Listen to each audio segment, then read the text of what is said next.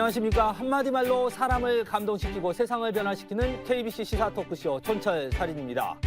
헌법재판소가 이른바 검수완박 법안이 유효하다, 효력을 유지해야 한다는 결론을 내놨지만 한동훈 법무부 장관과 야당과의 공방은 오히려 더 거세지고 있습니다.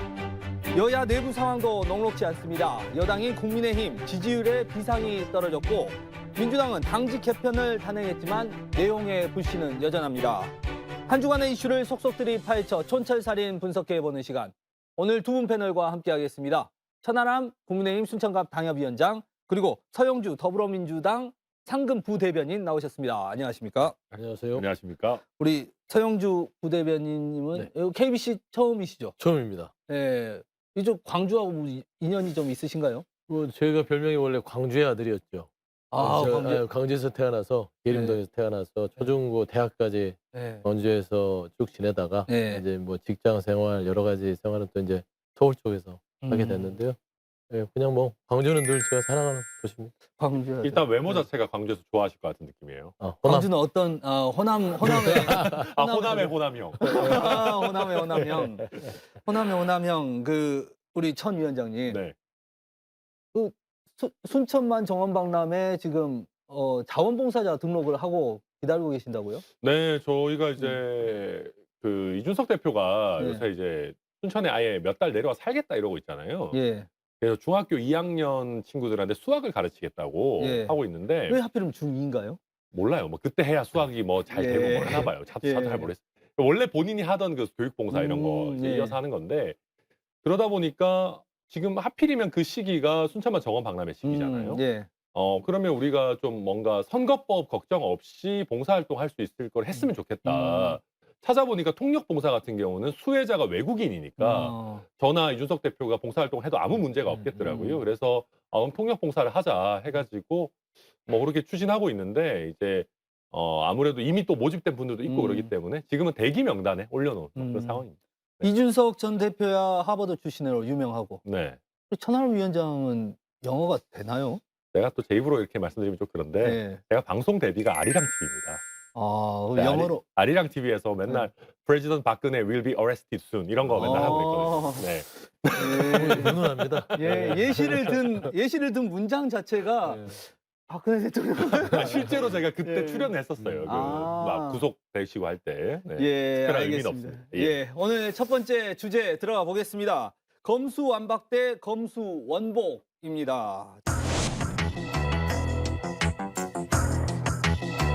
형사소송법이 지금 이제 유효로 확정이 된 거 아닙니까? 법의 취지를 존중해서 시행령을 좀 바꿔야 될 것 같은데, 왜 도대체 깡패, 마약, 무고, 위증 수사를 못하게 되돌려야 한다는지 그 이유를 오히려 묻고 싶습니다. 법무부가 검찰 수사권 축소 법안, 이른바 검수완박 법안에 대해서 이 헌법재판소에 권한쟁의 심판을 청구를 했는데 각하가 됐습니다. 우리 부대변인님, 이 뭐 여러 가지 해석들이 막 나오고 있어요. 그렇죠. 어떻게 좀 보십니까? 이게 저는 한동훈 장관의 태도에 대해서 늘 좀 맞득지 않아요. 그러니까 한 대한민국의 법무부 장관으로서 헌법재판소의 결정에 대해서 이런 해괴한 논리로 입장을 내는 거, 존중은 하는데 공감할 수 없다. 이게 무슨 말입니까? 그러니까 다른 사람이면 몰라도 정치인들은 그럴 수 있어요. 헌법재판소가 뭐 정치재판을 했다, 판결을 했다 할 수 있는데, 한동훈 장관은요 법무부 장관입니다. 그러니까 법무행정을 총괄하는 분이죠. 그러면 헌법재판소가 본인이 입장에서는 좀 마음에 안 드는데 하더라도 공식적인 입장에서는 헌법재판소의 결정에 대해서 존중을 그냥 하면 됩니다. 그리고 공감도 하면 됩니다. 그리고 헌재 결정에 따라서 주요 요지였던 거, 그러니까 한동훈 장관은 헌재 결정 그거잖아요. 법무부 장관 본인은 자격이 없으니까 아니야. 하지만 검사들이 얘기했던 부분들은 헌법에 보장된 검찰 영장 청구권에 대해서 그걸 근거로 해서 수사 기소권이 우리 거야라고 주장한 것들을 헌재는 니네들 거 아니야. 그러니까 더 이상 주장하지 마라고 결정을 했으면 법무부 장관은 그걸 받아야 돼요. 근데 본인이 그거를 마음에 안 든다고 해서 자꾸 뭔가 위법적이고 위헌적이라고 정치권에 출두해서 얘기를 하는 거예요. 그러니까 국민의힘이 그걸 받아서 또 헌재 결정을 인정 못한다. 그러면 대한민국은 최고 결정기관인 헌법재판소, 대법원, 이런 것들 전혀 인정 안 하고 하는 나라입니까? 이런 부분들에서는 너무 한동훈 장관의 법무부 장관으로서의 그 태도 매우 마음에 들지 않습니다. 검수 원복 시행령으로 이렇게 다시 좀 복원시켰다 이런 게 있잖아요. 결국 그걸 안 고치겠다는 얘기 아닙니까? 네, 그런 취지로 보입니다. 우선 이제 한동훈 장관의 답변과 관련해 가지고는 저는 이런 분야에 있어 가지고 창의성을 발휘하면 안 된다 생각합니다. 그러니까 무슨 말이냐면 존중하지만 공감은 못 한다. 뭐 글쎄요. 그러니까 사실 우리가 이런 게 나오면 보통은 패소한 쪽에서는 특히 정치권이든 아니면은 뭐 우리 뭐 관료 집단에서는 모범 답안이 있어요. 예. 아쉽지만 존중한다. 그러니까 결과 아쉽지만 존중한다. 이게 그냥 모범 답안입니다. 진 쪽에서 내놓는 모범 답안이고 존중하지만 공감은 못한다는 이거를 약간 애매하게 변주한 겁니다. 그러니까 아쉽지만 존중한다. 그러니까 존중한다로 끝나야 되는 거예요. 그러니까 존중하지만 공감은 못한다가 아니고 앞뒤가 바뀌어야 되는 것이거든요. 그런 면에서 이런 분야는 그냥 답안이 있는 거기 때문에 이거 가지고 무슨 창의력을 발휘하면 안 된다라는 말씀을 일단 먼저 드리고 한번 잘 보십시오. 우리가 여당의 인사가 큰 정치 지도자로 성장할 때 야당과 싸우면서 커지는 경우가 많지 않습니다. 보통은 여당 내부의 문제점을 지적하면서 국민들로부터 아, 저 친구 정말 불편부당하네 라는 평가를 받으면서 훅 커지는 것이거든요. 대표적인 게 윤석열 대통령 아닙니까? 문재인 정부 체제 하에 있을 때 조국 장관을 수사하면서 국민들로부터 많은 환호를 받고 추미애 장관이 도와주고 해서 대통령이 된 거거든요. 한동훈 장관도 제 바람으로는 이런 결정이 나왔을 때 김기현 대표를 질타했었어야 돼요. 무슨 얘기냐면 아니 여당 대표가 아무리 아쉽기로서니 헌법재판소를 가지고 정치재판소라는 식의 워딩까지 하는 거는 과하다. 뭐 이렇게 직접적으로는 모르겠습니다만은 우리 정부와 여당이 최고법원인 헌법재판소의 결정을 제대로 수용해야 된다. 아쉽더라도 그런 메시지를 내놓으면서 내가 뭐 민주당 공격하려고 하는 게 아니라 과거에 대법원 판결이 있었을 때 사실 민주당이 잘 수용 안 하는 일들이 많았습니다. 뭐 김경수 지사나 한명수 총리나 이런 거에 있을 때 그런 거 민주당 얘기를 굳이 안 꺼내도 우리는 헌재 결정을 아쉽지만 수용한다라는 걸 명확하게 하면 대비 효과까지 나오거든요. 그런 거를 좀 정치적으로 챙겨갔었어야 되는데 조금 뭐 물론 5대4로 아쉽게 진 거니까 뭐 이 권한쟁의 부분도 뭐 아쉬운 거는 이해는 합니다만은 조금 더 존중한다라는 메시지가 메인이 돼야 되지 않았나 아쉬움은 남습니다. 그 말은 사실 존중한다는 말은 시행령을 다시 고친다. 이렇게 고쳐야 된다 이렇게 보시는 건가요? 근데 사실 그렇지는 않습니다. 이게 왜냐하면은 민주당이 그때 너무 서두르다 보니까 법적으로 허점을 너무 많이 남겨놨습니다. 지금 시행령 같은 경우가 유효냐 무효냐는 대법원에서 원래 결정을 하는 건데 제가 이거 국민의힘 사람이라서 선입견이 있겠지만은 변호사로서 봤을 때 대법원에 가도 이거 안 깨집니다. 왜냐하면은 경제 부패 범죄 등이라고 해놨거든요. 등이라는 거는 어느 정도 확장할 범위가 있는 것이고 경제 범죄랑 부패 범죄가 정확하게 어느 범인지를 법에서 안 정해놨어요. 근데 세상만사 경제 범죄 아닌 게 단순 폭행 이런 거 아니면 잘 없거든요. 그렇기 때문에 이 민주당에서 어찌 보면 검수완박 법안을 너무 서두르다가 한동훈 장관 같은 고도의 법 기술자에게 시행령으로 이걸 회복할 수 있는 어떤 빌미를 이미 준 법이다. 저는 그렇게 평가합니다. 근데 뭐 이제 뭐 그런 측면도 있어요. 검수완박을 좀 너무 급하게 좀 처리하다 보니까 법적 미비점들이 있었다. 근데 입법이라는 게 개정을 하는 것들은 그런 입법 미비를 이제 또 보완하기 위해서 입법부에서 계속 개정안을 내는 거거든요. 근데 이런 시행령은 솔직히 좀 너무 공격적이다. 그리고 정치적이다. 그리고 꼼수 시행령을 한 거예요. 검수완박 자체가. 그냥 한동훈 장관 당시 보십시오. 물론 검수완박이라는 이 법안 자체가 좀 허술했다 하더라도 이 취지는 검찰의 수사권 부분을 축소하는, 권한을 축소하는 부분이 취지였어요. 근데 그 취지를 무시하고 법에 근거해서 등이라는 거에 근거해서 시행령을 만들어요. 근데 되게 재밌는 게 한동훈 장관은 이 법에 근거해서 시행령을 만들어 놓고 이 법에 대해서 잘못됐다고 권한쟁의 심판합니다. 근데 이게 양수겸장이에요. 그러니까 헌재에서 이게 말하자면 권한쟁의 심판이 너희들 주장을 받아들이지 않아 하더라도 이 시행령에 대해서는 이 법에 근거해서 했기 때문에 틀려도 하는 거고 안 틀려도 하는 이 말하자면 좀 고도의 잔머리를 쓴 것이죠. 이런 부분에 있어서는 한동훈 장관이 정치인이라면 제가 인정을 합니다. 근데 법무행정을 총괄해요. 그러면 좀 무게감이 있어야 되고요. 그런 것도 고려를 했어야 됨에도 불구하고 지금 본인은 이 법에 있어서 시행령 문제가 없다라고 주장했을 때는 솔직히 아까 말했지만 고도의 법 기술자이기 때문에 이 부분에 있어서는 솔직히 법적으로는 따지기는 힘들지만 좀 정치적으로 그런 부분에서는 좀 공격을 할 수밖에 없는 좀 한계는 있습니다. 저도 서 대변인 말씀에 좀 비슷하지만 약간 다른 게요. 정치인이면 이렇게 하면 안 됩니다. 예. 그러니까 저는 오히려 뭐랄까요? 그냥 법무부 장관으로서는 할 수 있는 방안이라고 생각합니다. 왜냐하면 이거 뭐 있는 법에 있는 그 내용을 이용해서 시행령을 짤 수도 있죠. 근데 정치인이면 이렇게 하면 안 되는 게요. 시행령 가지고 우리가 원하는 바를 자꾸 얻으려고 하면은 국민들이 총선에서 국민의힘 안 뽑아줍니다. 무슨 얘기냐면 저희가 원하는 게 많이 있는데 민주당이 다수당이기 때문에 못한다라는 인상을 국민들께 드려야 돼요. 예. 아니 그렇잖아요. 예. 그러니까 국민의힘이 맨날 요새 하는 얘기가 총선에서 다수당이 돼서 정권 교체를 완성해야 됩니다. 지금은 반쪽짜리입니다라는 얘기를 굉장히 자주 해요. 예. 시행령으로 막 뭘 하기 시작하면 국민들께서 야 이게 뭐가 반쪽짜리야. 하고 싶은 거 다 할 수 있잖아. 라고 생각하게 되면 총선에서의 동력이 많이 떨어집니다. 예. 그래서 예전에 김종인 위원장이 민주당에서 상임위원장 뭐 몇 개 줄게 했는데 일부러 안 받았어요. 예. 법사위원장 주는 거 아니면 우리 안 받는다. 그게 뭐냐 하면은 국민들로 하여금 이게 민주당이 정말 독주하는구나. 국민의힘이 할 수 있는 게 없구나라는 인상을 자연스럽게 드리는 거거든요. 근데 저는 그래서 이런 시행령 가지고 막 하는 것들이 법률적으로는 할 수 있을지 모르지만 국민의힘에 몸담고 있는 정치인으로서 이게 지금 국민의힘의 정치적인 어떤 소구력을 떨어뜨린다. 조심할 필요가 있다 생각합니다. 저는 이제 이 오해가 있을 수 있으니까 정치인이라면 할 수 있다 이 말은 뭔 말이냐면 법무부 장관은 임명직이에요. 예. 정치인은 선출직입니다.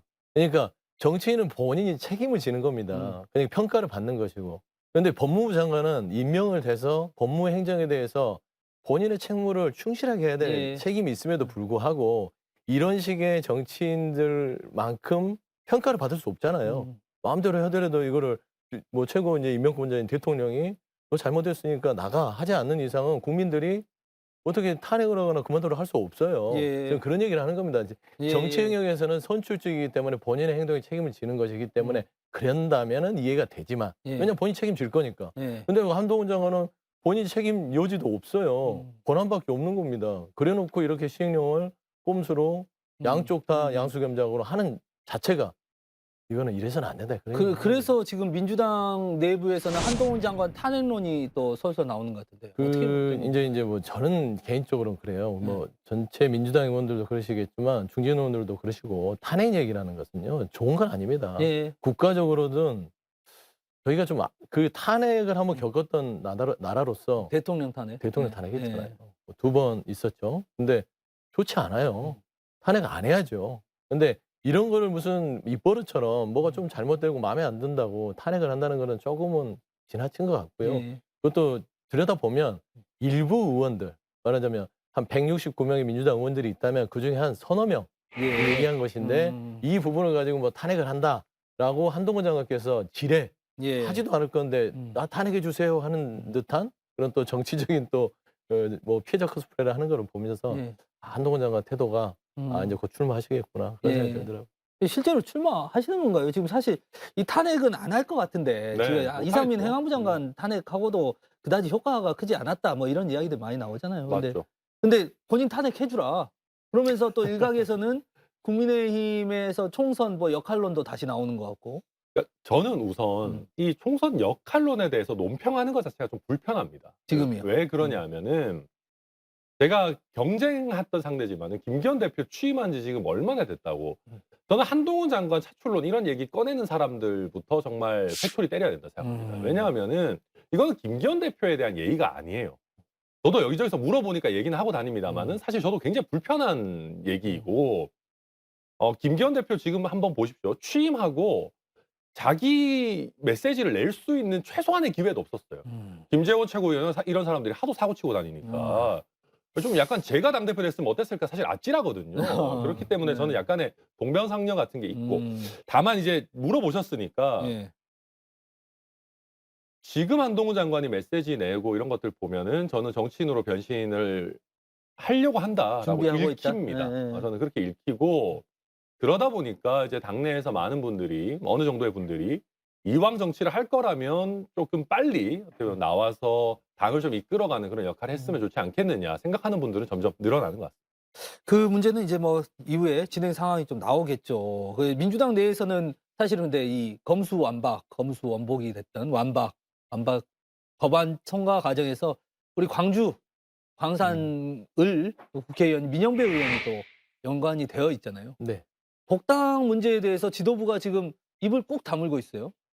이거 뭐 이제 복당 문제는 네. 지난번에 우상호 비대위원장 하실 때 네. 이미 그 얘기를 해놨습니다. 명확하게 규정을 해놨죠. 그러니까 민영배 의원도 당원의 자격으로 복당 신청을 하는 거잖아요. 그래서 민주당의 당원 당규상 예. 탈당한 당원은 1년이 지나야만 복당 신청을 할 수가 있습니다. 예. 그러니까 당시에 비대위 우상호 비대위에서는 그걸 특별하게 그 규정을 민영배 의원이라고 해서 이렇게 적용해주지 않고 예. 똑같은 방식으로 1년을 기다렸다가 복당 신청을 받아서 심사를 하겠다는 거예요. 예. 근데 그 부분은 이제 민영배 의원께서 하시면 되는 부분이고 예. 여기에 좀 덧붙이면은 저는 좀 그 이번에 헌재 결정에 있어서 두 가지 측면이 있잖아요. 하나는 절차적인 좀 흠결이 있었다. 두 번째는 이제 말하자면 검찰만 수사 기소권을 갖는 건 아니다. 예. 이 두 가지 축인데 절차적 흠결 부분에 대해서는 분명 이제 국회가 제도적으로 개선할 부분은 있습니다. 예. 그런 것들은 빠르지만 편법일 수 있죠. 국민들 눈높이에 맞지 않고. 그랬을 때는 이제 헌재 결정이 나왔을 때 좀 아쉬웠던 거는 즉각에서 좀 사과를 했으면 어떨까. 아, 그러니까 뭐 민 의원이. 개인이 좀 힘들다 하더라도 아니면 당 차원에서 이 부분은 정확하게 사과를 하고 예. 그리고 나서 사과한 뒤에 국민의힘이나 뭐 한동훈 장관이나 이 분들에게 당신들도 헌재 결정에 대해서 받아들이고 뭔가 우리도 이러니까 헌재 결정 같이 존중하자. 예. 이렇게 했었으면 조금 더 모양새가 좋지 않았을까 하는 생각은 있는데 민영배 의원이 이제 복당 신청 한 4월 정도 풀리는 걸로 알고 있거든요. 예. 4월 중순 넘어서. 그러면 민영배 의원이 정치인으로서 본인이 어떤 그런 헌재의 절차적인 흠결을 주도했던 예. 요인이 있으니 그 부분을 사과를 하고 복당을 할지 예. 아니면 끝까지 이건 소신이었다고 복당을 할지는 뭐 그분의 이제 선택에 달렸다. 저는 그렇게 당에서 봅니다. 복당 요청을 하는 방식은 그렇게는 안 됩니다. 왜냐하면 그거는 그러면 당원들 중에 탈당했던 분들이 수십 명이 있다가 복당 신청하는데 그러면 그분들한테도 복당해 주세요라고 이 소신을 보내지 않거든요. 어쨌든 민 의원 입장에서는 이게 자기 희생이었고 결단이었다. 당시 어쩔 수 없는. 그렇기 저는 때문에, 두 가지로 봅니다. 이게 개인적으로는 주장할 수 있죠. 나는 희생했다고. 하지만 평가는 객관적으로 평가하는 거잖아요. 희생이었는지 아니면 이게 정치적인 어떤 셈법이 있었는지는 그건 평가가 달라요. 그래서 원래는 나는 희생이라고 주장하겠지만 당이 그거를 희생이라고 인정한들 어떤 당원 당규상 복당 신청서는 받아야 심사를 하는 것이지 복당 신청서를 당이 가져다 주지는 않는다라고 근데 말씀드립니다. 민영배 의원이 사과할 가능성은 1%도 없는 것 같아요. 지금 상황에서 최근에도 우리 또 KBC의 간판 라디오 시사 예. 프로그램인 백운기 시사 시사 1번지 나와가지고 헌법재판소에서 내가 잘못했다고 뭐가 있냐 뭐 이런 취지로 말씀하시더라고요. 저도 보면서 참 안타깝다. 그러니까 이게 저는 그런 겁니다. 이게 그 구조가 거의 똑같아요. 뭐냐면 내가 생각하는 목표가 올바르니까 수단은 뭐 난장판이라 상관없어 이겁니다. 약간 비슷한데. 비슷해요. 예. 이게 민영배 의원도 검수완박은 무조건 해야 되니까 내가 꼼수 탈당하고 안건조정위원회에 가가지고 막 이상하게 편법하고 상관없어. 한동훈 장관도 저는 물론 국민의힘이니까 그걸 거기에 조금 더 제가 경도돼 있지만 검수완박하면 검찰의 수사권이 너무 박탈되고 국민들이 수사 이거 제대로 못 받으면 나쁜 놈 못 잡으면 어떻게 국민들 피해 아니야. 그러면 입법을 저렇게 해도 우리는 시행령으로 이걸 해야 돼. 근데 반대쪽 국민들이 놓고 보면 목표 자체에 별로 동의를 못하는 분들도 있는데 그럼 수단이 꼼수 아니야? 이렇게 간단 말입니다. 그러니까 결국은 그래서 우리 현대 민주주의라는 것이 절차 민주주의예요. 예. 왜냐하면 목표는 서로 생각이 다르거든요. 달라요. 누구는 검수완박을 해야 된다고 하고 누구는 검찰 수사권 늘려야 된다고 하고. 그러면 우리가 그나마 동의할 수 있는 거는 절차인 것인데 예. 절차의 면에서 만약에 저는 참 아쉬운 것이 국민의힘과 민주당, 뭐 한동훈 장관과 민영배 의원이 각자 다 좀 겸허하게 절차적인 면에서 우리가 좀 헌재로부터 회초리를 맞았다면은 좀 어떤 뭐 시행령을 바로 당장 뭐 없애겠습니다 이런 것까지는 아니더라도 겸허한 자세의 메시지들이 민영배 의원도 내가 꼼수 탈당 이거 당을 위한다고는 했지만 좀 객관적으로 잘 말씀해 주셨지만 객관적인 관점에서는 조금 부족한 것 같다. 이 정도 나왔으면은 국민들이 먼저 복당시켜 주라고 했을 겁니다. 예. 네. 두 번째 이슈 좀 넘어가 보겠습니다. 민주당이 당직 개편에 나섰습니다. 대폭 인적 쇄신이라는 말이 있는가 하면 반쪽짜리다, 효과 없을 것이다, 이런 전망도 나옵니다. 우선 뭐 정책위 의장이라든지 수석 부의장, 전략기획위원장, 대변인단 바뀌었죠. 그리고 또 최고위원도 임선숙 최고위원에서 송갑석 의원으로 바뀌었어요. 네. 이거에 대해서 당내 평가는 어떻습니까, 지금? 한 70%는 많은 노력을 했다. 이 부분에 예, 있어서. 7, 80%는 그래도 당 지도부가 많은 노력을 기울였다는 평가가 높고요. 여기 예. 객관적인 이제 제가 취재한 결과로 예. 그렇습니다. 한 20, 30%는 아직도 미진하다. 핵심을 빠뜨린 인적 쇄신이었다. 핵심은 뭘? 뭐 예를 들면 그거죠. 그러니까 당의 구조 자체가 결국에는 이게 이재명 대표 체제를 중심으로 해서 공천권이죠. 총선이 예, 있다 예. 보니까 뭐 국민의도 비슷할 겁니다. 예. 과연 당대표 주변에 어떤 다양한 의견을 들어서 공천을 행사할 수 있겠느냐. 예. 아니면 아예 그냥 내 사람으로 다 해서 내 사람들만 꽂아 넣겠느냐. 이거거든요. 결국엔 다양성이 없어졌다라는 예. 부분에서 불만이 있을 수 있는데 그 불만들이 지난 체포동의안 표결 이후에 좀 표면으로 드러났어요. 예. 그리고 대표도 이 어떤 그런 현실을 직시하고 나서 많은 소통을 들었는데 그런 얘기들 쭉 듣고 나서 결단한 것이요. 인적 쇄신 하겠다 했는데 좀 정확하게 얘기하면 공천에서 제일 중요한 핵심 요직은 사무총장입니다. 예. 근데 사무총장과 그 사무부총장 뭐 이 핵심의 인적 쇄신을 요구했는데 이 결단보다는 그냥 양적으로 많은 사람을 바꿨죠. 예. 그러니까 친명계가 아닌 비명계 인사들로 했기 때문에 좀 아쉬운 부분은 한 20, 30%는 사무총장의 핵심 공천에서 말하자면 권한을 행사할 수 있는 분은 두고 예. 나머지에 그냥 물량 공세로 많은 사람들의 다양한 의견을 들을 수 있는 사람을 배치했기 때문에 아쉬움과 또 나름대로의 노력을 가상히 여기는 어떤 의견들이 공존하고 있다. 예. 그렇게 평가하고 그러니까 있습니다. 제가 봐도 이거예요. 우리가 밴드 같은 거 경우면 네. 메인 그 보컬이랑 기타리스트는 그대로 놔두고 예. 코러스 바꾸는 겁니다. 이제 뒤에.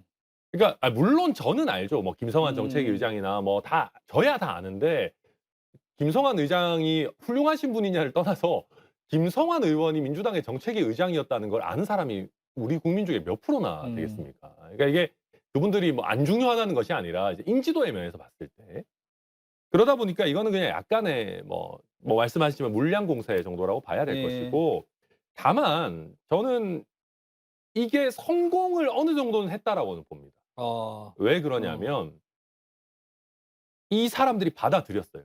그러니까 최악의 경우에 이재명 대표 입장에서의 최악의 상황은 뭐냐면 송갑석 의원이 나 안 하겠다라고 하는 겁니다. 예를 들면 김영지 최고위원 좀 바꿀게요. 우리가 바꿔주십시오. 좀 맡아주십시오 했는데 김영계 쪽에서 우리는 이재명 대표가 나가기 전까지는 어떤 당직도 거부한다. 예를 들면 대표와 사무총장 다 바꾸거나 최소한 사무총장 안 바꾸면 우리는 안 한다. 라고 나오는 게 사실 이재명 대표 입장에서는 최악의 시나리오거든요. 근데 어찌됐든 물량 공세를 해서 바꾸는 거에 성공을 했단 말입니다. 그런 면에서 이거는 어느 정도는 말씀하신 것처럼 민주당 내부에서 봤을 때 한 70% 정도는 성공이다라는 내부 분석은 할 수 있는 상황이고 다만 대외적으로 국민들이 보셨을 때는 사실 그렇게 큰 의미는 없다. 예.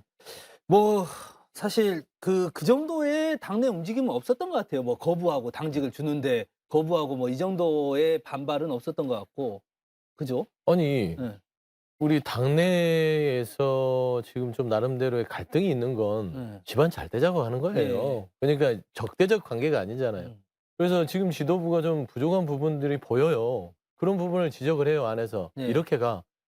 솔직히 제일 무서운 게 무관심입니다. 알아서 해. 근데 그게 아니라 야, 이대로 가면 안 돼. 집안 잘 살려보자. 라고 얘기한 것을 그걸 고깝게 듣지 않고 받아들인 겁니다.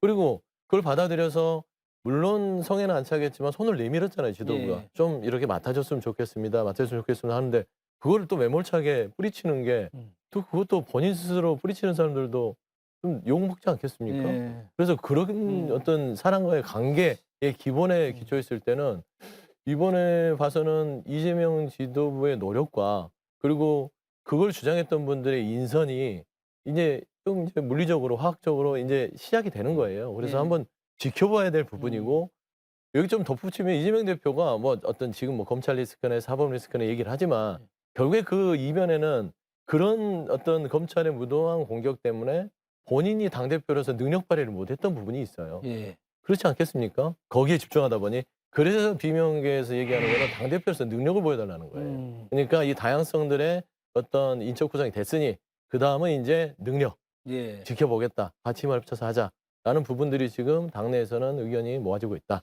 그러니까 여기서 제가 한 가지 덧붙이면은 지금 이재명 대표를 가장 도와주고 있는 거는 정부 여당입니다.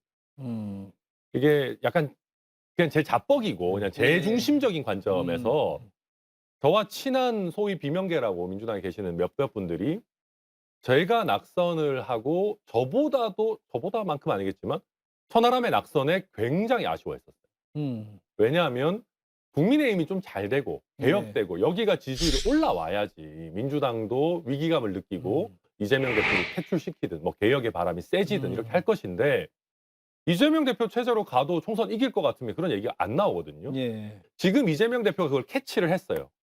뭐냐 하면 이재명 대표 체제로 가도 총선 이길 수 있다라는 분위기에다가 지금 아슬아슬한 형태로 이재명 대표의 공천권을 약간 어느 정도는 내려놓겠다라는 시그널을 계속 주고 있거든요. 그러면 비명계 현역 의원들 입장에서도 이재명 대표가 공천 막 좌지우지 안 하고 그냥 경선시키겠다. 나 특별하게 뭐 안 하겠다라고 하면 내가 당선됐는데 특별히 문제가 없을 것 같은데 왜 싸워? 지금 이런 분위기로 가는 거거든요. 그래서 예. 지금 민주당을 안정시켜주고 있는 최대의 지금 어떤 도우미가 국민의힘이 돼버리고 있는 지금 굉장히 아이러니한 상황이에요. 그러면서 정치개혁이라는 게 점점 더 좀 멀어지고 있다. 저는 그렇게 평가합니다. 안 좋은 상황이죠. 그러니까 국민의힘도 안 좋은 상황으로 좀 가고 있고 지금 우려하시는 민주당도 같이 좀 서로 안 좋은 상황으로 가고 있는데 그래서 이제 바로 다음 주제로 좀 넘어가겠습니다. 국민의힘 지지율도 지금 비상에 걸렸습니다. 구애의 손길을 2030 이른바 젊은 청년층에게 내밀고 있는데 잘 먹히지는 않아요. 우리 천하람 위원장 같은 경우는 이제 또 2030과 또 어느 정도 맞닿아 있는 측면도 있는데 잘 안 먹히는 이유가 어디에 있다고 보십니까? 우선 뭐 한동훈, 천하람 구원 등판 뭐 이런 얘기 하는데 네. 저는 제 운명도 구원할 수 있을지 잘 모르겠는데 네. 낙선한 사람에게 무슨 구원 등판 뭐 잘 모르겠고요. 자, 일단은 우리가 2030 노래 부르는 것부터 그만해야 됩니다. 아. MG 이런 타령하는 것부터 그만해야 돼요. 그러니까 네. 일단 MG라는 게 말이 안 돼요. MG가 20대 초반부터 30대 후반까지거든요. 예, 거의. 예. 아니 20대 초반은 저도 말이 잘 안 통해요. 제가 30대 후반인데. 그러니까 말이 안 되게 넓은 세대 구분이에요. 그러니까 이런 거부터 좀 버리고 세밀하게 썰어야 되는 것이고 또 한 가지는 2030은요. 특별하게 뭐 특성이 있는 것도 있지만 기본적으로 스윙 보터예요. 그러니까 중도층이에요. 왜냐하면 40대 같은 경우는 정치적으로 민주당과 조금 더 어떤 라포라고 할까요? 뭔가 이런 걸 형성하고 있고 네. 6070 이상은 주로 저희 당하고 국민의힘과 뭔가 이런 유대를 형성을 많이 하고 계세요. 근데 2030은 아직 특정 정당이랑 유대를 형성할 수 있는 기간 자체가 별로 없었어요. 그러다 보니까 이분들이 중도층 역할을 하시는 거예요. 그러면 2030 잡으려면은 뭐 학교 가가지고 학식 먹고 뭐 치맥 먹고 이런 게 중요한 게 아니고 까놓고 말하면은 그냥 중도층이 좋아할 만한 거를 잘하면 2030도 같이 가는 겁니다. 예. 근데 그거를 안 하고 중도층 확장에는 오히려 재를 뿌리면서 막 김재원 최고위원 이상한 소리 하면서 돌아다니면서 치맥 100번 먹어봐야 이거 아무 효과 없다. 예. 그러니까 결국 우리가 중도 확장력 있는 정치를 하면 2030은 자연스럽게 같이 온다. 그렇게 봅니다. 그 세대를 겨냥할 게 아니라 네. 그러니까 좀 어느 정도는 해야죠. 그러니까 정책적으로는 해야겠죠. 예를 들면 예. 부동산 문제나 뭐 결혼하기 어려운 문제나 뭐 직장 잡기 어려운 문제들 뭐 초기 육아 문제 이런 건 해야 되겠지만은 그런 본질적인 정책 문제는 건드리지도 못하면서 치맥 먹고 학식 먹는다고 해결될 문제는 아니다. 예. 그렇게 봅니다. 조금 전에 천하람 위원장도 이야기를 했는데 우리 김재원 최고 계속해서 이 발언이 문제가 되고 있습니다. 미국 가서 이제 정광훈 목사가 보수를 천하통일했다 뭐 이런 이야기들이 나오는데 도대체 어떤 맥락에서 이런 것들이 나올 수 있는지가 또 궁금하기도 해요. 본인 눈에는 정광훈 목사가 은인이겠죠. 말하자면 본인 정치 인생에 이거는 정말 로또로 맞았다라고 생각할 거예요. 예. 그러지 않고서는 저런 발언을 할 수가 없어요. 그러니까 이번 최고위원 되는데 혁혁한 저는 지지층이 대조왔다. 뭐 그런 얘기들도 많이 이제 접하고 들었고 뭐 그게 거의 정설로 굳어져 있습니다. 예. 그래서 김재원 최고가 수석 최고위원이 되는데 정광훈 목사가 이리 그랬다라는 예. 부분인데 근데 정치를 꼭 그렇게까지 해야 되냐라는 좀 저는 이제 저도 이제 신인 정치 지망생으로서 보면 정치를 같이 하는 입장에서 이렇게까지 정치해야 돼? 좀 너무 비굴하지 않아? 예. 그리고 정광훈 목사라는 사회적 위치가 일반 상식에서는 좀 벗어나는 분이잖아요. 그렇죠. 예. 그럼 일반 상식에서 벗어나는 분과 그럼 김재원 최고위원이 국민의힘의 집권여당의 수석 최고위원인데 예. 그분과 걔를 같이 하면서 집권여당의 수석 최고위원을 한다고요? 예. 그러면 집권여당인 국민의힘은 정광훈 목사의 가치에 동조하는 건가요? 저 이런 오해가 있을 수 있다고 봅니다. 아까 천하람 위원장이 얘기했지만 중도층에 대해서 잡으려면 이런 거를 굉장히 경계해야 됩니다. 예. 민주당도 마찬가지고요. 그래서 저는 김재원 의원 자체가 저는 이런 생각이 드는 게 은혜를 받기 위해서 예. 본인의 생각과 다른 얘기를 정광훈 목사 앞에서 하는 거예요. 은혜를 예. 듣기 좋은 소리 딸랑딸랑 해주는 것이고요. 다시 이제 국민의힘 이제 최고위원 자리에 앉아 있으면 이제 다시 정치인으로 제정신이 돌아오는 거죠. 예. 그러니까 사과를 하는 거예요. 예. 근데 이렇게 정치를 하면 자격이 없다. 그래서 저는 홍준표 대구시장이 오랜만에 맞는 소리를 한 5년 만에 한 것 같은데 예. 제가 봐서는 예. 정말 김재현 최고에 대해서는 국민의힘이 윤리에 회부해서 예. 제명을 하든 징계를 하든 절차를 거쳐야 됩니다. 그렇게 저는 그 정도까지 안 하면 국민의힘 자체가 왜 또 기준이 그래요? 예전에 이준석 대표는 양두구육. 양두구육 그것 때문에 징계 회부해서 예. 징계했잖아요. 윤리 회부해서. 근데 또 왜 김재원 최고는 이런 말하자면 희대할 수 없는 말을 한 사람을 그대로 둡니까? 징계해야 되나요? 제명까지 해야 되나요? 제 마음대로 할 수 있다면 저도 막 잘라버리고 싶습니다만. 예. 근데 저는 정치인의 발언을 가지고 징계를 하는 거에 대해서 저는 좀 조심스러운 입장이에요. 오히려 이준석 전 대표가 당했지만 그게 잘못된 겁니다. 그러니까 정치는 원래 말로 하는 것인데 정치인의 말을 가지고 우리가 그러니까 정치적으로 비판을 할 수는 있지만 그걸 갖고 사법적으로 막 징계를 하고 제명을 하고 이래버리면은 이게 악용이 될 수가 있어요. 그럼 뭐 대통령 비판했다고 징계한다, 뭐 한다, 뭐 무서워서 살겠습니까? 정치 못 하거든요. 그래서 우리가 자유를 중시하는 보수 정당으로서 발언의 표현의 자유를 오히려 폭넓게 열어주려면 일관성 있게 열어줘야 되고 저는 그 방향이 맞다고 봅니다. 김재원 최고위원 같은 사람 저도 잘라버리고 싶지만은. 예. 근데 이런 겁니다. 정광훈 목사가 우파 진영을 천하통일했다. 뭔 놈의 천하통일을 해요? 무슨 얼어 죽을 천하통일입니까? 저부터도 싫어해요, 정광훈 목사. 예. 정광훈 목사 싫어하는 사람들 많아요. 근데 이거 왜 이렇게 하냐? 저는 이번에 최고위원 될 때 은혜를 입은 것도 맞고요. 저는 대구 경북을 굉장히 폄하하는 처사라고 봅니다. 김재원 최고위원 다음 총선에서 대구 경북에 어디 하나 골라서 출마할 걸로 거의 확실시 지금 예견되고 있습니다. 대구 경북에 계시는 국민들을 굉장히 잘못된 시선으로 보고 있는 거예요. 대구 경북은 세게 밀어붙이고 민주당 욕만 맛깔나게 잘하고 정광훈 목사 같은 사람 손잡고 가면 좋아하겠지. 무슨 말도 안 되는 소리입니까? 저는 그래서 이거는 대구 경북 유권자를 정말 잘못 보고 있고 무시하는 처사다. 정신 차려야 된다라고 보고 그래도 이제 김기현 대표가 잘 했어요. 이런 거 잘못됐다 선 넘었다 잘 했고 앞으로 이런 일이 있을 때 저는 윤리위보다도 소위 말하는 윤핵관들 있지 않습니까? 윤핵관들이 이런 발언이 나왔을 때 벌떼같이 들고 일어나서 이거는 우리 당 주류의 입장이 아니다라고 얘기를 해준다면은 저는 윤핵관들이 좀 좋은 방향으로 당을 이끌어가지 않겠느냐 뭐 생각합니다. 아니 근데 잠깐만요. 저희 정치권 비슷한데 저도 똑같아요. 발언을 가지고 윤리에 회부하는 것은 저도 반대입니다. 그건 꼭 윤리뿐만 아니라 발언을 가지고 뭐 사법적으로 재단하는 것도 저는 반대인데 저는 이 문제를 제기한 거예요. 그러니까 양두구육이라는 말이 해당 행위에 해당하느냐. 하지만 김재원 수석 최고는 집행 지도부로서 정광훈 목사와 2번의 실언을 하고 그와 어울려서 가치를 같이 하면 해당 행위에 준할 수 있습니다. 사실 왜 해당 그러냐면 행위죠. 국민의힘은 그러면 정광훈 목사와 같은 가치를 추구하는 당이냐라고 오해할 수 있잖아요. 맞죠. 그게 해당 행위에 준한다고 보면 그건 윤리에 충분히 논의할 수 있지 않냐라는 그런 얘기를 하는 거예요. 네. 자, 마지막 주제 좀 이제 외교 안보 쪽을 좀 전반적으로 논의를 해봤으면 좋겠습니다. 일단 대통령실에서 안보실장 김성한 안보실장이 사의를 갑자기 표했고 또 갑자기 또 조태용 주미대사가 안보실장으로 갔습니다. 그래서 또 주미대사가 비어 있어요. 근데 한 달 뒤면 한미 정상회담이 열립니다. 또 어떻게 아니 잘 될까요? 저는 이 윤석열 정부 들어서 외교 행보를 보면요, 네. 그냥 답답합니다. 네. 뭐 이거 이런 외교를 하지? 음. 외교안보 부분이 완전히 무너졌구나. 1년 동안 그냥 실수와 참사, 외교 예. 참사의 연속입니다. 그렇지 않습니까? 국민들 다 알고 있잖아요. 예. 대통령이 외국 좀 안 나갔으면 좋겠다. 사고 칠까 봐. 뭐 그런 말들이 그런 많아요. 말들이 나올 정도로 외교 안보가 흔들리고 있다라는 부분인데요. 이번에 이제 방미를 한 달 앞두고 나서 안보실장이 전격적으로 네. 사퇴를 하고 예. 그다음에 주미대사가 이제 그 자리를 바로 이제 역할을 하잖아요. 예. 이런 거는요, 이제 보통 우리들끼리 얘기하면 국정 운영을 해본 사람들끼리는요, 예. 이럴 수가 없다.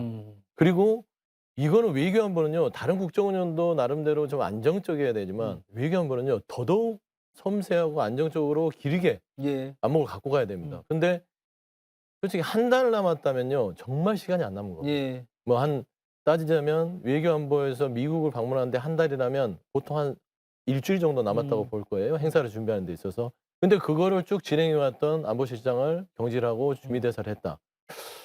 무슨 생각을 했는지 모르겠지만 이미 저는 또 방미를 앞두고 외교 참사가 시작됐다라고 저는 평가하고 싶어요. 그 뭐 이번에 어쨌든 저희 굉장히 중요한 한미 정상회담 아니겠습니까? 예. 거기에다가 저기 한일 정상회담 예. 어떻습니까? 예. 지금 국민들이요, 뭐도 왔어 아직도 궁금해하고 있습니다. 근데 계속 일본 언론에서는 얘기하고 있죠. 이제는 심지어는 독도는 일본 우리 영토다. 뭐 이런 교과서에. 얘기까지 예. 나오고 있는데 이런 수모를 언제까지 당해야 됩니까? 예. 이 부분은 외교안보 부분의 문제가 아니라 대통령의 어떤 결단과 태도의 문제라고 생각합니다. 근데 우리 천하람 위원장은 저 윤석열 대통령과도 과거에 좀 친분이 있어요. 과거를 강조하시니까 굉장히 예. 좀, 지금도 이 납득이 안 돼요. 아니 왜 안보실장을 뭐 여러 가지 있어요. 뭐 안보실 1차장과의 갈등설도 있고 뭐 이게 레이디 가가 뭐 블랙핑크 공연이 보고가 안 됐다는. 근데 국민들이 이걸 납득을 잘 못하는 것 같아요. 그러니까 이게 지금 경질보다는 사임에 가까운 것 같긴 합니다. 뭐 좀 애매하지만. 근데 사임을 한다고 해도 지금 단계에서는 사실 적극적인 만류를 하고 그렇죠. 예. 그냥 계속 일단 이거는 좀 끝내놓고 얘기하자. 그게 최소한 책임 있는 고위공직자의 자세 아니냐 하고 붙잡아야 되는 것 그러니까 더 같거든요. 납득이 안 되죠. 그러니까 이제 이 부분에 있어가지고는 물론 조태용이라는 이제 우리 주미대사가 사실 굉장히 좋은 카드이긴 합니다. 이제 외교 전문성을 인정받아가지고 비례대표가 됐고 또 주미대사가 됐고 차기 외교부 장관으로 올 거다라고 저희는 거의 당에서는 생각하고 있던 인물인데 구원 등판을 한 겁니다. 어찌 보면. 그러니까 좋은 인물이지만 근데 애초에 잘 지적하셨지만 구원 등판이 지금 시점에 왜 필요하지에 대해서는 저도 사실 마땅하게 드릴 말씀이 없는 거예요. 그래서 조태용 의원, 그러니까 이제 그 주미대사가 해서 무난하게 잘 할 수도 있을 겁니다. 최근까지 미국에 있었고, 뭐 네트워크도 좋은 분이고. 근데 이제 이런 부분들이 결국에 가서 아무런 문제가 생기지 않는다 하더라도 우리나라의 외교 안보에 있어가지고 국민들의 불안감을 키우는 요소이기 때문에 이거는 어떻게든 붙잡았어야 되는 거 아니냐. 저도 아쉬움이 남습니다. 네, 그러니까 사실 지금 천 위원장도 이 교체에 대해서는 크게 납득을 하기는 좀 어려운. 그러다 보니까 막 여러 가지 우리 사실은 정치권이라든지 대통령실이라든지 이 안에서 일어나는 일들을 잘 이해하지 못할 때 여러 가지 뭐 괴담도 나오고 뭐 이상한 말들이 막 나오지 않습니까? 괴담은 아니고요. 예. 취재한 바로는 이게 이제 여러 가지 루트로 취재를 해본 바로는 그러니까 이제 안보실장과 1차관 김태호 1차관 일차장. 1차장 이 네. 둘의 관계는 이제 상하관계가 분명한 관계입니다. 예. 근데 아까 말씀한 대로 방미를 한 달 앞두면 보통 안보실장이 보통 자리가 아니거든요. 이게 외교 안보를 총괄하는 자리입니다. 대한민국 외교 안보를 총괄하는 자리에 있는 분을 한 달 앞두고 만류? 최소한 본인이 사임한다 하더라도 앉아 있어. 보통 그러잖아요. 인수인계하고 가. 라고 하는 게 통상적인 어떤 기업도 그러게 하는데 이 국가의 외교 안보를 담당하는 분을 사임하는 거 말리지 않고 즉각 교체했다. 1시간 만에. 그렇죠. 근데 제가 봐서는 제가 취재한 바는 그렇죠. 김태우 차장이 한일 정상회담 부분을 주도적으로 진행을 했습니다. 근데 당시에 이 한일 정상회담에 대한 불만들이 높았어요. 이렇게까지 해야 되냐. 이게 외교 라인과 김성한 안보실장도 거기에 동조를 해서 김태호 차장에 대한 어떤 좀 뭐 안 좋은 예. 어떤 의견들을 피력하면서 음. 갈등이 있었던 것으로 알고 있고요. 예. 그러면서 이게 힘겨루기가 들어간 것이죠. 근데 김태호 차장은 원래 누구 사람으로 알려졌냐면 김건희 여사의 사람으로 알려져 있습니다. 예. 김성환 안보실장은요, 알다시피 윤석열 대통령의 오랜 초등학교 친구, 직이죠. 50년 직이라고 그렇죠. 하죠. 예. 이런 상황에서 과연 그러면은 이 중체된 시기에 해명이 제대로 안 되는 사임의 요건이 예. 납득이 되느냐. 예. 그렇기 때문에 합리적 의심을 하는 것은 뭔가 알력 싸움이 뒤에 있을 수밖에 없었다라고 하는 것인데 대통령실은 지금 정확한 말한 대로 해명을 못하고 있어요. 왜냐하면 예. 상식에서 벗어난 행위는 이루어졌는데 예. 그 상식에 벗어난 행위를 이해할 만한 해명이나 유행이나 말하자면 변명이라도 예. 제대로 해야 되는데 그게 안 되기 때문에 저는 제 생각에는 이게 또 외교 참사라고 보고 있습니다. 또 저희 천하람 위원장에게 그거를 물어보기는 좀 그러니까 네. 조금 바꿔서 네. 지금 방금 한일 간의 이 관계에 있어가지고 지금 또 이번 주에 이슈가 됐던 것이 바로 교과서 문제 아니겠습니까? 일본의 교과서에서 독도 문제를 건드리고 굉장히 우경화되는 모습들을 보여줬어요. 그러면서 그런 이제 내용들이 나와서 보니까 이번에 한일 정상회담 도대체 뭘 한 거냐? 저는 대통령 네. 지금 독도 가셔야 된다 생각합니다. 아 지금 네. 그러니까 저는 오늘이라도 헬리콥터 타고 독도 가셔야 된다 생각합니다. 이게 지금 일본 언론이나 일본 정치권이 정신을 못 차리고 있어요. 예. 그러니까 우리가 정말 통 큰 양보를 한 겁니다. 그렇죠. 그러면 네. 자기들도 뭐 물을 따르면 뭐 발을 따르니 하는데 일본에서도 잠깐 동안 그런 얘기는 나왔습니다. 한국이 이렇게까지 하니까 뭐 여러 그 신문 사설들을 통해 가지고 우리도 뭔가 성의 있는 조치를 하자. 저도 그래서 나름대로 기대를 하고 있었는데 성의 있는 조치는 개뿔 뭐 지금 폭주를 하고 있어요. 예. 그러면 우리도 아니 우리가 이렇게까지 일본과의 관계를 개선하기 위해서 노력하고 제3자 변제안까지 내놓고 했는데 이거 다 무효화하겠다. 너네 정신 나갔냐 이거. 하고 저는 진짜 대통령 독도 가셔야 된다고 생각하고 일본 여기 대사 대리 그 영사죠. 그 사람도 진짜 정신 나간 사람인 게 어디 나라 대사가 감히 초치당하는데 나와가지고 바로 반박을 합니까? 보통 그것도 정답이 정해져 있는 거예요. 그냥 예. 본국에 전달하겠습니다. 정답이 있는 문제인데 정답에서 벗어난다는 건 이거 굉장히 방자한 거거든요. 예. 이 사람도 그냥 본국으로 추방해 버려야 됩니다. 아그레망 박탈하고. 예. 그래서 우리가 외교에 있어가지고 양보라는 건 그런 겁니다. 양보할 수도 있고 안 할 수도 있는데 양보를 해야 저쪽에서 고마워하는 거지.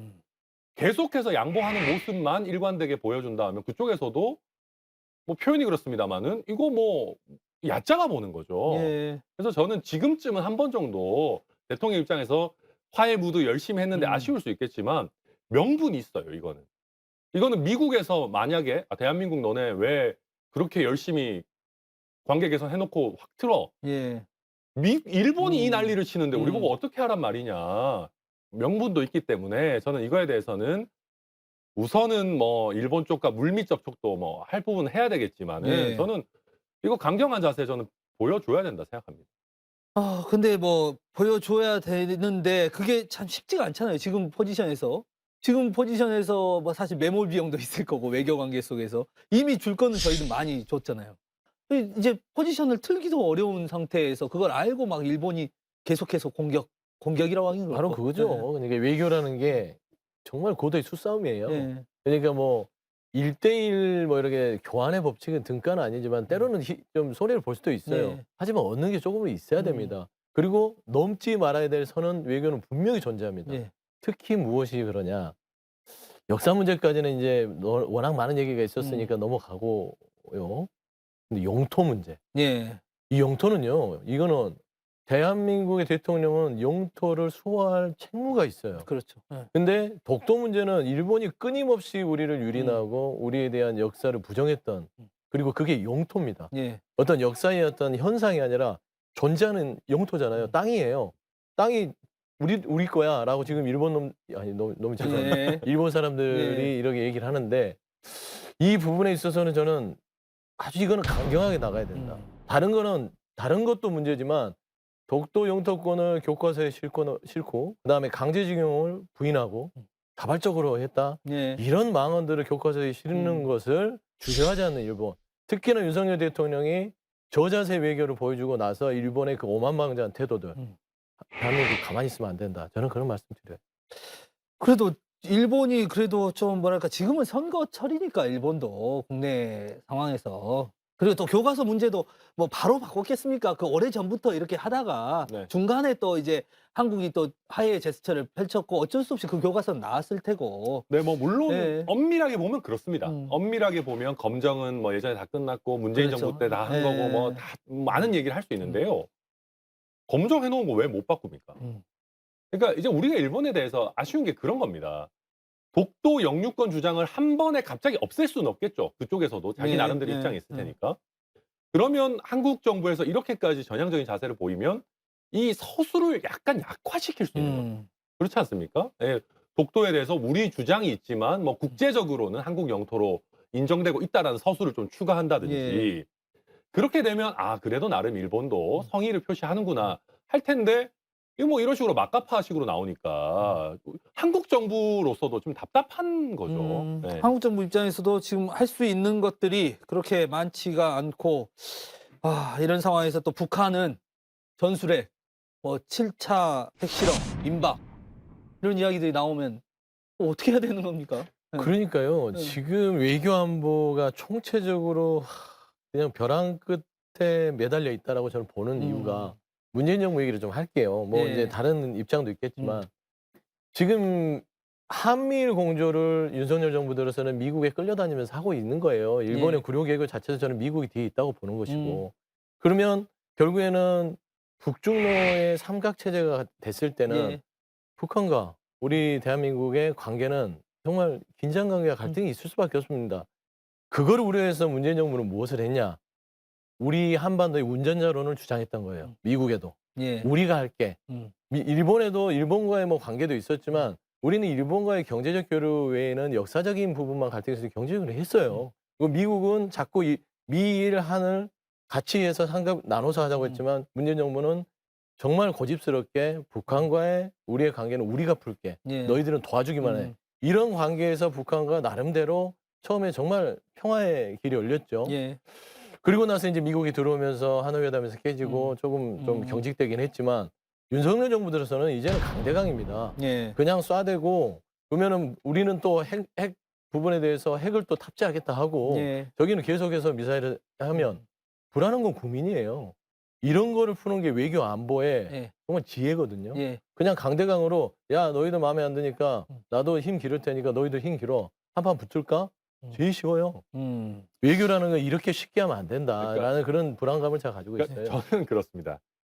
제가 이제 윤석열 정부의 외교 안보에 대해서 뭐 저도 아쉬움을 많이 갖고 있지만 그렇다고 해서 우리가 또 과거를 과하게 미화해서 살 수는 없다. 예. 그래서 문재인 정부 나름 노력은 많이 설명을 하는 겁니다. 예, 많이 했겠습니다만은 이게 개성 연락사무소 폭파되는 장면에서 저는 그 한계를 뭐 고스란히 노출했다고 보고 윤석열 정부도 담대한 어떤 그 협력 방안들을 나름대로 하고는 있는데 참 북한과의 관계 이게 정답이 없는 문제이고 지금 북핵 위기가 있는 상황에서 그래도 사실은 한미 동맹이 어느 정도 우리 외교 안보 전략의 주춧돌이기 때문에 그 부분에 있어 가지고는 뭐 민주당도 마찬가지 아니겠습니까? 그래서 좀 그렇게 잘 안보를 잘 다지면서 또 외교적인 노력 계속해 나가야 된다. 그러니까 앞으로 한미 정상회담 또 G7 정상회담이 줄줄이 기다리고 있으니까 지금부터라도 뭔가 성과를 보여주면서 이런 우려들을 많이 불식시켰으면 좋겠습니다.